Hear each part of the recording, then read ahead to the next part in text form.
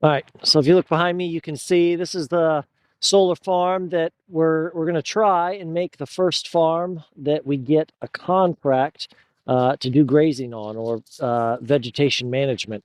I wanted to take a minute just to talk about why solar farms can actually promote agriculture. There's a lot of folks, and I think sometimes for good reason, right? They don't love solar farms, particularly on a nice old hayfield like what you see behind me, right?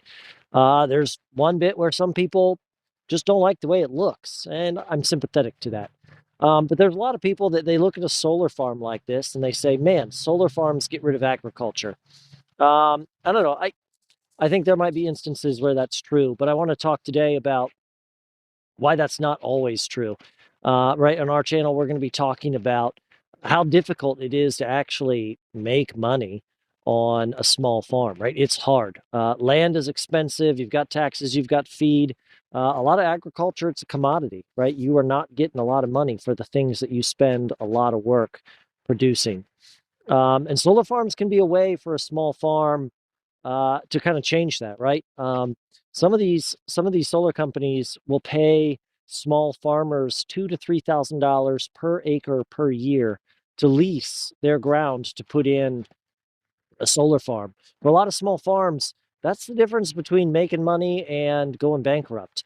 And I think one of the things that we hope to show you here over the coming year, as we hopefully get a contract and start grazing sheep in there, is just because there's solar panels on that old hayfield doesn't mean that we're still not eating that grass and sort of getting green hay, so to speak, off that solar farm. We're going to be able to put sheep in there, graze those sheep, and if that solar farm is there for 30 years, over the course of that 30 years, grazing sheep with good rotational grazing, one of the skills we're working on and practicing, you're going to see the soil health of that solar farm dramatically improve over the 20 to 30 years that that solar farm is there. So that, in 30 years, when that solar farm is pulled out, you're going to have an old hayfield that is sequestered tons and tons of carbon.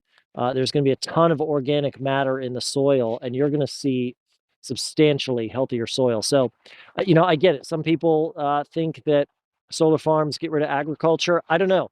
I look at them as an opportunity for landowners, small farms, and landowners to actually be able to turn a better profit on some of their land while still enabling folks like me to come in and do vegetation management contracts, make a little bit of money doing that, grazing sheep. So it sort of ends up being a dual purpose thing, right? And that's one of the things we're talking about, right? We're going to be harvesting the sun,